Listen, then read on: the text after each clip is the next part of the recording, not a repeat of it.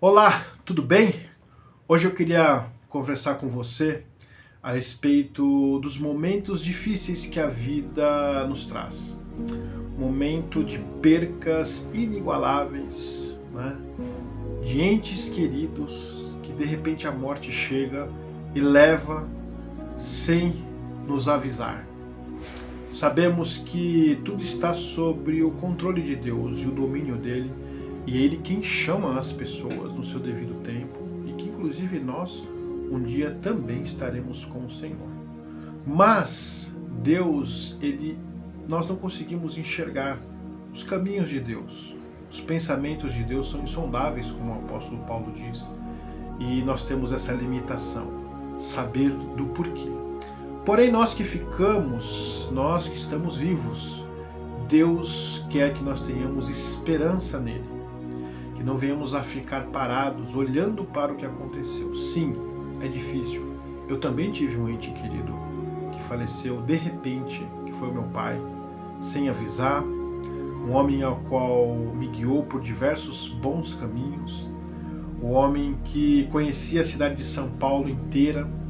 Ele era um policial, e sempre que eu precisava no meu trabalho, eu trabalhei muito tempo na rua, visitando clientes, sempre que eu precisava do meu pai, sempre que eu precisava ir no endereço ao qual eu desconhecia, naquela época não existia esses aplicativos que nós temos hoje, né, que nos guiam, eu ligava para ele, né, e eu falava: pai, como é que eu faço para ir nesse endereço? Ele me ensinava, e muitas vezes, quando ele estava aposentado, ele deixava de ficar na casa dele e vinha me buscar e falava: eu te levo, eu fico lá com você, vai lá trabalhar, a gente volta. Enfim, depois que ele faleceu, o meu primeiro, posso dizer assim, a minha primeira dor após o falecimento dele foi quando eu fui pegar o meu celular para ligar para ele, para pedir o endereço, e quando eu apertei o botão, eu me lembrei que ele já não estava mais ali. Foi muito difícil para mim, assim como meus familiares. E essa mensagem que eu trago para você hoje é exatamente você que perdeu algum ente querido. Existem pessoas na Bíblia que também passaram por este momento, mas que elas não pararam. Eu também não parei. Eu entendi que Deus tinha uma missão e ainda tem uma missão comigo, e Deus tem uma missão com você, assim como teve com Ruth e com Noemi. No capítulo 1, no versículo 18 e 19, diz o seguinte: quando Noemi viu que Ruth estava decidida e que não havia jeito de convencê-la a não ir para Israel, deixou de insistir, e partiram. Quando chegaram a Belém, toda a vila ficou agitada. Será que é Noemi mesmo? Perguntavam as mulheres. Bom, a história aqui é uma história muito difícil para Israel. É o período de juízes, onde Israel está sendo disciplinada, ajuizada por Deus, está em escassez, um período muito difícil.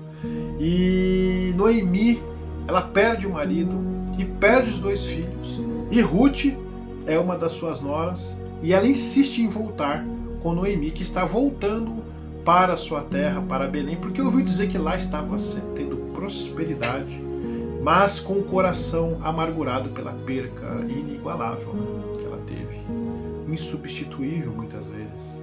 Porém, Ruth está ali ao seu lado, insiste: não, nós vamos, eu vou com você, nós vamos continuar. E a história delas é muito bonita. A história de Noemi, ela é restaurada, os netos, né, dão uma nova alegria para ela. Então, o que eu quero deixar para você hoje é que você tenha esperança no Senhor, porque só Deus é que tem os caminhos para nós.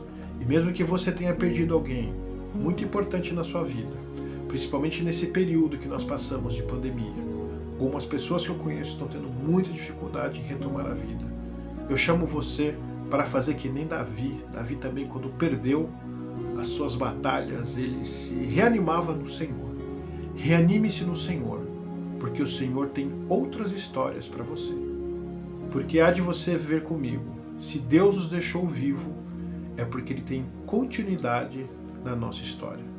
Que Deus abençoe você, que Deus te fortaleça, e tenha certeza que Deus está com você. Um forte abraço.